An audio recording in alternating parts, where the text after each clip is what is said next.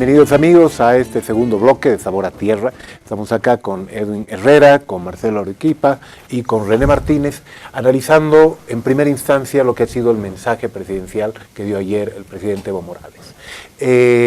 Nos vamos a ir a revisar tres datos que han sido presentados ayer por el presidente Evo Morales, los cuales deberían llevarnos a continuar la conversación que teníamos hace unos minutos sobre qué tanto ha cambiado el país y si realmente el mensaje presidencial refleja esto y refleja los nuevos retos que tenemos hacia adelante.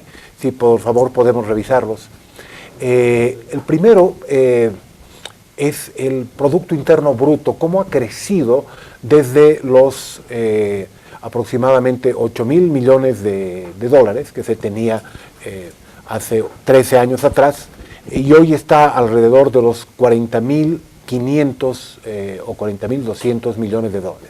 Es decir, toda la riqueza que produce nuestro país sumada de manera anual. 40.885 millones de dólares es el tamaño que actualmente tiene la economía boliviana. Es decir, ha habido un incremento de un 327%. El siguiente dato que vamos a presentar también dentro del mensaje presidencial está referido a la reducción de la pobreza extrema, que habría caído a nivel nacional de un 38% el año 2005 a un 15% el año 2018, es decir, una reducción más del 50% de los pobres en calidad extrema que vivían en nuestro país. Otro dato importante. Y finalmente, el tercer dato que también queremos revisar es el referido al incremento, al crecimiento de la clase media entre el 2005 y el 2018. El sector de la población con ingresos medios habría pasado de 3,3 millones de bolivianos, el 35% de la población en el 2005, a 7 millones de bolivianos, es decir, el 62% de la población boliviana hoy, según el mensaje presidencial, estaría viviendo ya con ingresos medios, es decir, el 62% de los bolivianos estaríamos incorporados o estar incorporados dentro de ese sector medio. Y hablábamos hace unos minutos justamente sobre ese cambio que se ha suscitado en nuestro país en los últimos años y hasta qué medida el sistema político está siendo capaz de adecuarse a ese cambio. Quisiera continuar contigo, Edwin, sobre esa idea que tú estabas planteando. Estos datos reflejan la profundidad de ese cambio de la sociedad boliviana.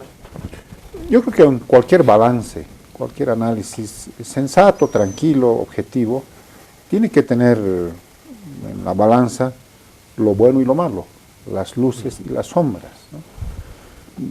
Desde mi trinchera, desde mi lado de ver las cosas en el país, sería deshonesto intelectualmente solamente anotar lo malo, ¿no? O sea, yo creo que con la gente hay que ser tremendamente honestos, ¿no? Y efectivamente, Bolivia es un país distinto. O sea, hay un rol del Estado en el manejo de la economía diferente. Hay inclusión. Hay esta imagen, este imaginario de estabilidad económica en nuestro país. Hay mejores posibilidades de que la gente piense mirando su bolsillo, que le puede ir mejor. Entonces, yo creo que hay que decirlo, porque llenarse de discursos y atacar o lanzar piedras al tejado ajeno no es bueno, no es honesto con la gente. ¿Dónde están los déficits, ¿no? Que esta energía renovadora, esta energía transformadora, ha entrado en un nivel de stand-by, ¿no? Y más bien lo que nos muestra es ahora un proyecto estatal agotado por la corrupción, por el autoritarismo, por el despilfarro, por esto de insistir también en el extractivismo y finalmente ahora por estos intentos de prorroguismo. Eso a las clases medias, ahora a estos jóvenes no les viene bien, no les suena bien. Yo lo quiero manifestar con un ejemplo. Un niño, una niña que ha empezado su vida escolar en el 2006, va a ser bachiller en el 2019. Va a haber concluido 12 años de estudio. Al único presidente que ha conocido en toda su vida escolar es a Evo Morales. Eso tiene una connotación también preocupante, ¿no? Yo por eso creo que lo que dice René sobre todo esto de este esfuerzo de buscar nuevas claves desde el oficialismo para ofertar nuevas cosas a la gente, me parece bien, que es lo que también estamos haciendo desde la oposición. No repetir los viejos discursos, como dice René, sino estudiar profundamente el país y a partir de ese estudio lanzar nuevas propuestas para esta nueva realidad, porque Bolivia es un país distinto y tenemos que tener la responsabilidad de plantearle nuevas cosas a esta nueva realidad boliviana. Marcelo, de una u otra manera, Edwin nos plantea que no son del todo discutibles los datos que se han presentado el día de ayer. Evidentemente el país se ha transformado rotundamente, pero que quedan déficits. ¿Tú puedes anotar algunos déficits, algunos elementos que quizá no se han presentado como parte de una evaluación lo necesariamente autocrítica que pudo haber sido ayer en el mensaje presidencial? Creo que hay algo que se puede sumar a aquello que estamos hablando ahora del tema de la movilidad social, el tema de la clase media. Movilidad social también implica el tema de la generación de oportunidades. Hay una generación claramente que hoy día está engrosándose no solamente al plano del mercado laboral, sino que también esta generación que está ascendiendo, digamos si quieren, a la clase media, en muchos casos es primera generación de sus familias de profesionales, de jóvenes profesionales. Son primeras generaciones. Entonces luego la pregunta que yo me hago es, ¿qué respuesta les da el gobierno a esta primera generación de jóvenes profesionales, ¿no? Respuesta en términos laborales. Exacto, no, y además de oportunidades, y esta es gente que ha quebrado los techos de cristal o ese fatalismo determinista de que probablemente mi padre se dedicaba a la construcción y yo ya no me dedico a eso, ahora soy, qué sé yo, profesional en administración de empresas, en economía, qué sé yo, en lo que sea, ¿no? Hay un dato ahí que me parece que es importante, a propósito de lo que hablaba también el presidente en algún momento en su discurso del tema del desempleo. Él hizo hincapié en el tema de la jubilación, ¿no? Eso yo lo caso con el dato que está rondando en el caso nuestro, en el caso boliviano, que ya es un poco preocupante, creo, de la tasa de desempleo cualificada, se llama. ¿Qué es eso de la tasa de desempleo cualificada? Son personas que son profesionales, es decir, que han estudiado alguna profesión, algún rubro, y que hoy día están desempleadas. No es necesariamente, digamos, técnicos, no solamente, sino licenciados o gente que ha hecho posgrados incluso, y que hoy día está desempleada. ¿Dónde está el foco más rojo, es decir, de esta tasa de desempleo cualificada? Está en los jóvenes hoy día. Si uno se fija los datos, la tasa de desempleo cualificada del sector de la población que hoy día no tiene empleo, pero que además ha estudiado, son los jóvenes. Entonces creo que tiene que ver con que un poco atender el tema de las oportunidades en el caso de los jóvenes, conectar un poco con el tema de los jóvenes. Yo entiendo y además comprendo absolutamente que el desempleo no se ataca solamente a partir de la jubilación forzosa, no creo que se ataque solamente con eso, pero ya el hecho de plantearse este reto me parece que es bien importante hoy día. Lo digo esto porque una de las grandes interpretaciones por las cuales Brasil está como está, en términos de su desafección con la política de los jóvenes sobre todo, es justamente por ese tema. Se le da muchas medallas a Lula y al PT respecto a que ha hecho que ascienda muchas personas a la clase media y que además se eduquen muchísimo, pero que no les han dado respuesta a ellos. Luego se ha movilizado y luego eso genera protestas, obviamente, ¿no? Y el caldo de cultivo ahí, cuando esto se combina con factores fuertes de corrupción, que es otro de los mensajes también del presidente, es el detonante, es decir, es como una dinamita realmente eso, muy fuerte. Si hoy día tú no te fijas en eso, creo que puedes generar hoy, en el futuro inmediato serios riesgos dentro de tu gestión política. Ese elemento me imagino que está considerado dentro de ese concepto que tú planteabas de Estado Plurinacional 2.0. Sí, exactamente. ¿Sí? René, ¿cómo ves tú esas reflexiones? Porque llama la atención que que mucha gente coincida, no solamente en este panel, en que tenemos un escenario totalmente diferente. Aparentemente hemos tenido un modelo, una dinámica, un Estado que ha estado orientado a generar movilidad social, a generar mejores condiciones, mejores oportunidades, pero que tal vez todavía tiene insuficiencias para absorber ese shock de futuro que ha podido generarse en nuestro país. Mira, yo creo que hay que diferenciar de esas lecturas muy retrógradas, que son particularmente esa derecha extrema que está intentando repetirse lo mismo sin decir qué es lo que va a hacer en el gobierno, si tuviera oportunidad de llegar al gobierno, frente a estas miradas de equilibrio o estas miradas de modificación discursiva de la política. Yo creo que estos resultados son la garantía para profundizar la política. El ejemplo que ponía Cacho, no creo tanto solamente el que vayamos a conocer distintos gobiernos tenga incidencia en una nueva mirada generacional.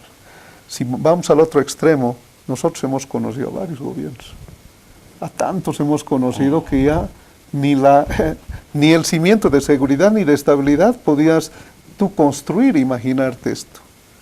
Pero ahí sí marcamos la diferencia de una visión autocrítica que deberíamos tener sobre estos avances, pero sobre sus grandes debilidades. Y creo que esa visión autocrítica va a ser la respuesta política. Cuando te decía que hay una nueva generación que ha emergido de manera natural y quiere hacer ejercicio de su derecho político, no solamente es para sumarse a la decisión del destino de los bolivianos, sino a ser parte misma en todo lo que significa transversalmente de qué viven los bolivianos.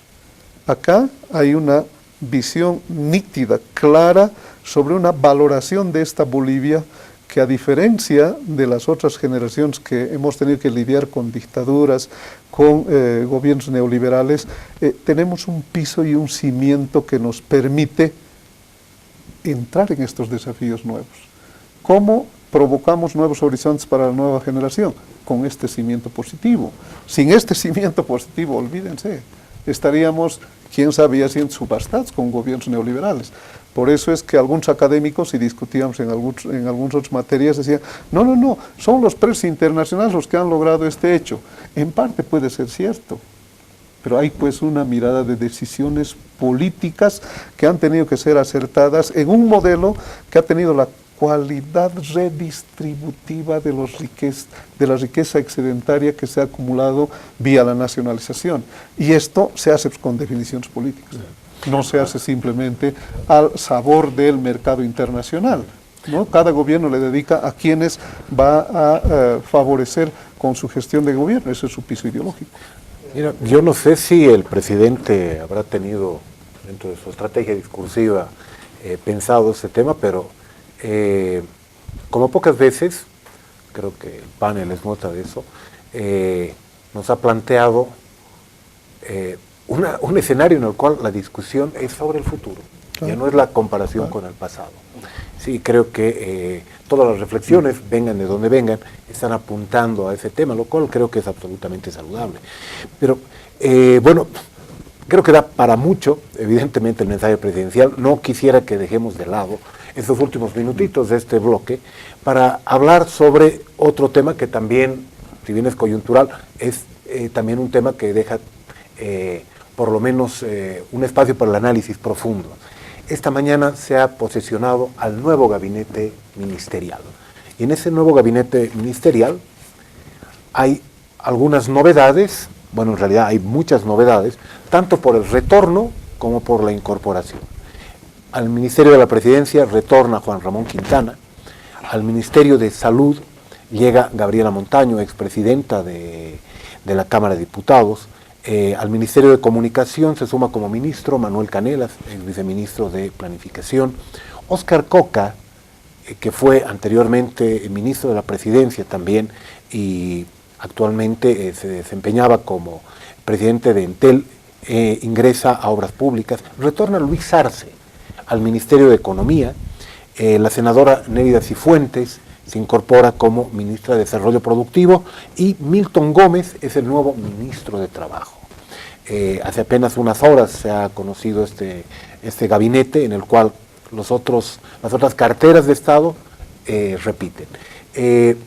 Quizá conocer un poco tu evaluación, Marcelo, sobre qué podemos leer dentro de este nuevo gabinete. A ver, mucho más puntual incluso. Yo recuerdo un par de entrevistas atrás, hace unas semanas atrás, cuando al vicepresidente en concreto se le preguntaba, ¿usted cree que observa en realidad recambios dentro del MAS? Es decir, ¿hay posibilidad de que haya recambios? Y él decía 4 nombres que hoy día juegan un papel importante en la política, que están jugando en realidad un papel importante. Gabriela Montaño, Mariana Prado, Manuel Canelas y Adriana Salvatierra. Él decía esos nombres y hoy día los estamos viendo a esos nombres como en papeles, digamos, importantes en la política, es decir, como estelares, ¿no? Claro, con la salvedad que él también decía y apuntaba de que les faltaba todavía más cancha para realmente tener la posibilidad, digamos, de dirigir, de manejar, digamos, un Estado, ¿no? Entonces, yo tiendo un poco por eso a comparar esa declaración con lo que está ocurriendo en la última semana en la coyuntura, ¿no? Y la posición que están ubicándose, ¿no? Hay una frase que es bien importante ahí: el poder es como los bienes raíces, dicen, ¿no es cierto?, de una serie importante norteamericana. Además, importa dónde te ubicas tú en realidad, dónde estás ubicado en la foto, eso es lo más importante para el manejo del poder. Y los veo bien ubicados, y además los veo con a ellos, en realidad, estos 4 nombres, como parte de lo que puede ser una cierta conexión con lo urbano en Bolivia y con la juventud también en Bolivia.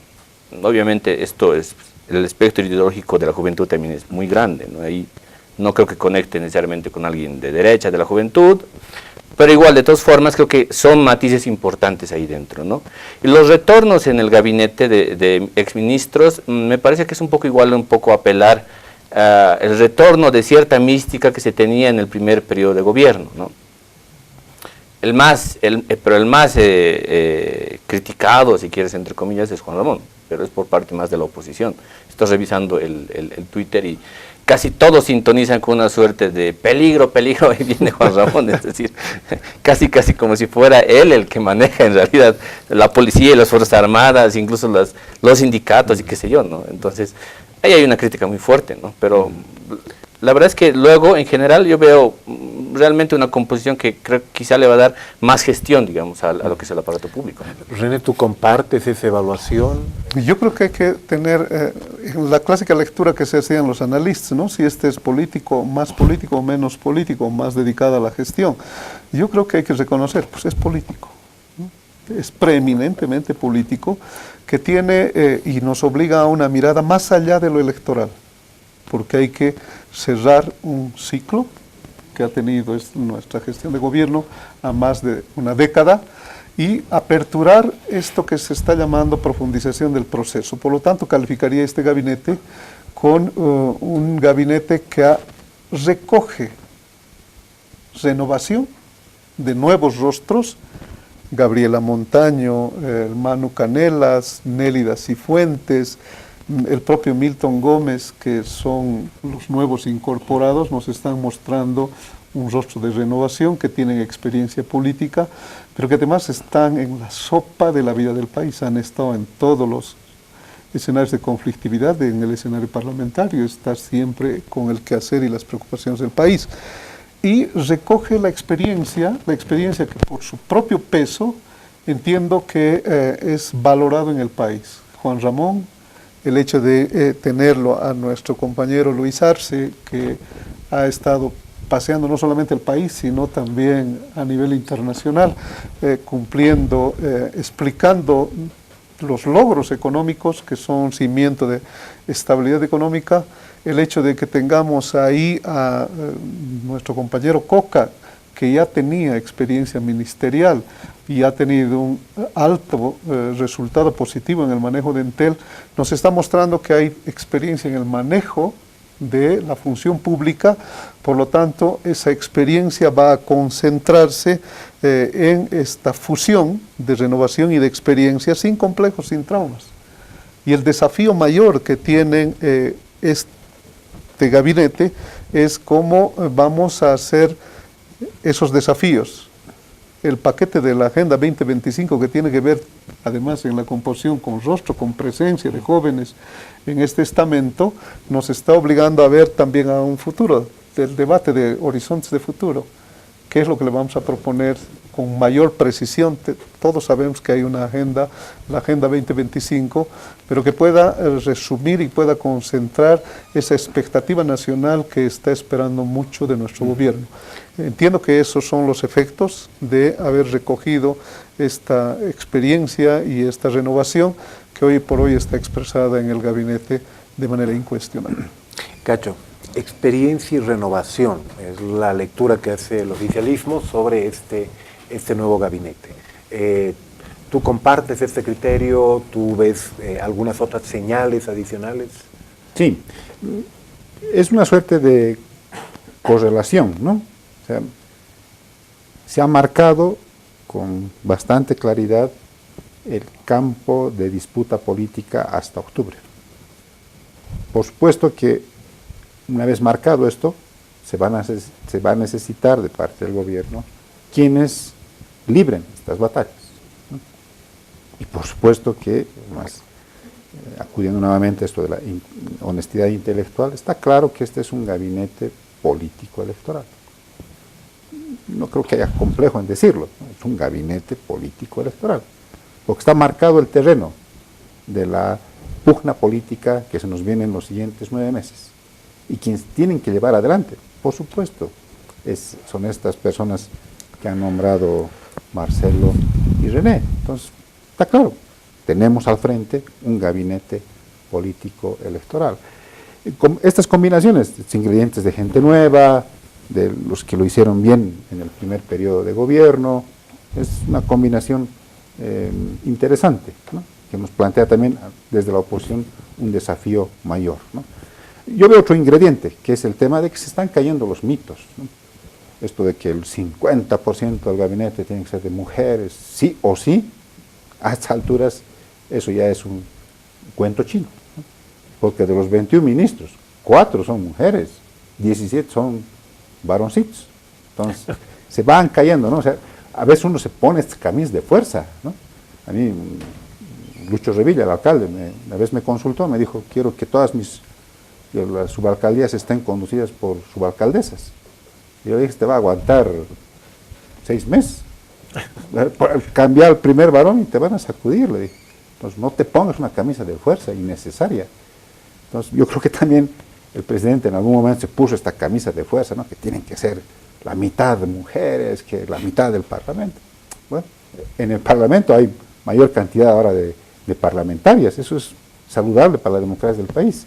En el gabinete seguramente no han conseguido los perfiles que se adecúen a mujeres que lleven adelante. Esto que está claro también, este es el objetivo político electoral de mediano y de largo alcance. Entonces, contra esto tenemos que también plantear nosotros miradas distintas, propuestas distintas, maneras distintas de encarar los viejos y centenarios problemas de nuestro país. Muy bien, yo quiero agradecerles a ustedes por todas las ideas que nos han compartido. Creo que hay elementos muy importantes que nos van a servir para reflexionar especialmente sobre lo que va a significar esas elecciones que se avecinan, no solamente las primarias, sino las que vamos a tener en octubre. Bueno, entonces agradecerle mucho a Edwin Cacho Herrera, agradecerle a Marcelo Arequipa por habernos acompañado y también al doctor René Martínez y bueno, a ustedes especialmente por siempre acompañar a este programa y a la red Palenque de Telecomunicación. Muchas gracias, hasta una próxima oportunidad.